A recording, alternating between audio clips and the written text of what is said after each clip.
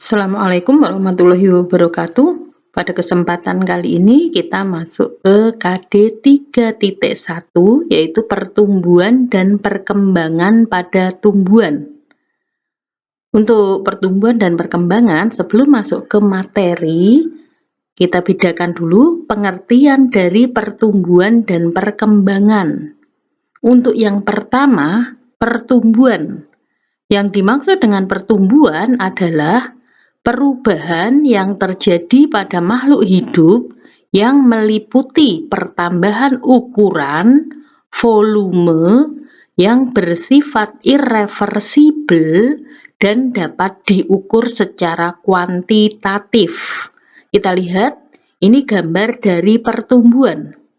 Pada pertumbuhan itu terjadi pertambahan ukuran. Yang awalnya ukurannya kecil itu menjadi berukuran besar. Ciri lain dari pertumbuhan itu bersifat irreversibel atau tidak bisa kembali lagi seperti semula. Ketika pada tumbuhan yang awalnya ukurannya kecil, seiring bertambahnya usia nanti bertambah menjadi besar. Nah, setelah besar, tumbuhan ini tidak bisa kembali lagi menjadi kecil, sehingga tadi dikatakan irreversibel.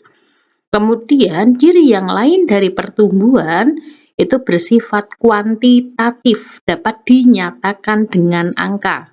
Contohnya, di sini terjadi pertambahan ukuran 15 cm atau 20 cm. Dapat dinyatakan dengan angka, itu yang disebut dengan kuantitatif.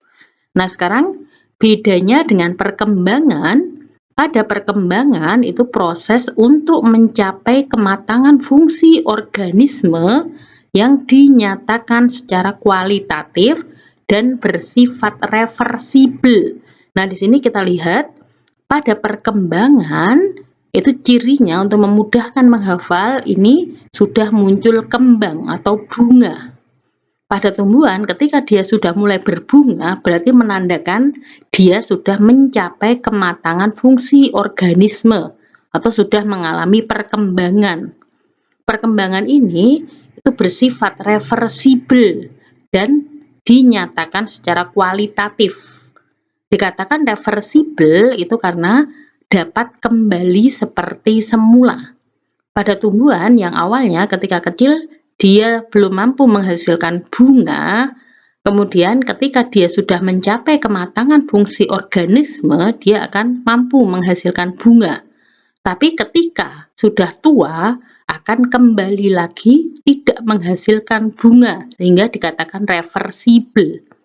Kemudian di sini itu bersifat kualitatif atau tidak dapat dinyatakan dengan angka.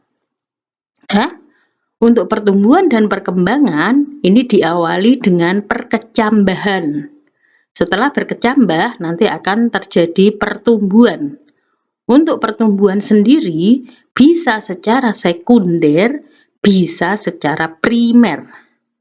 Perbedaannya kalau sekunder itu pertumbuhan ke arah samping karena aktivitas kambium.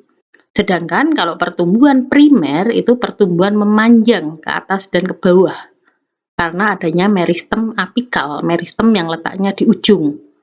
Kemudian untuk pertumbuhan itu dipengaruhi oleh faktor internal dan faktor eksternal. Perbedaannya in itu di dalam, faktor yang mempengaruhi pertumbuhan yang berasal dari tumbuhan itu sendiri, contohnya gen dan hormon. Sedangkan kalau faktor eksternal itu faktor yang berasal dari luar tumbuhan, contohnya cahaya, air, itu mempengaruhi pertumbuhan. Kemudian, pada perkecambahan itu diawali dengan proses imbibisi. Yang dimaksud dengan imbibisi itu peristiwa masuknya air ke dalam kecambah untuk memacu fitohormon aktif bekerja. Ya, ketika SMP ataupun mungkin kelas 10, kamu pernah praktek dengan meletakkan kacang hijau di atas kapas yang berair. Nah, air di sini itu fungsinya untuk memacu fitohormon aktif bekerja. Jadi pertumbuhannya cepat, perkecambahannya cepat. Kita lihat Ini perkecambahan pada tumbuhan dikotil, sedangkan yang bawah itu perkecambahan pada tumbuhan monokotil. Perbedaannya pada yang dikotil, di itu 2. Di sini ada 2 keping biji. Ketika mengalami perkecambahan, bijinya terbelah menjadi 2. Contohnya pada kacang hijau. Sedangkan pada monokotil, mono itu 1, hanya berkeping 1. Cirinya ketika berkecambah dia tidak akan terbelah karena hanya mempunyai 1 keping. Contohnya pada jagung, padi itu masuk monokotil. Pada perkecambahan nanti ketika embrio akan muncul, yang pertama ada akar lembaga, yang kedua ada daun lembaga atau kotiledon, yang ketiga ada batang lembaga atau cauliculus. Untuk batang lembaga sendiri itu dibagi menjadi 2, ada epikotil dan hipokotil. Nah, perbedaannya kita lihat pada gambar yang ada di sini. Tadi yang pertama radikula. Radikula itu nanti yang akan tumbuh menjadi akar, calon akar di sini. Sedangkan ini tadi ada istilah kotiledon. Kotiledon itu cadangan makanan. Kemudian ini plumula itu daun pertama. Kemudian tadi ada istilah epikotil, hipokotil. Epi itu atas, hipo itu bawah. Batasnya kotiledon. Kalau yang di atas kotiledon ini namanya epikotil.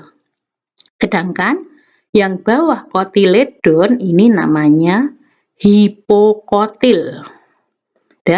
Kemudian untuk letak perkecambahan berdasarkan letak kotiledonnya nanti ada istilah epigeal, ada istilah hipogeal.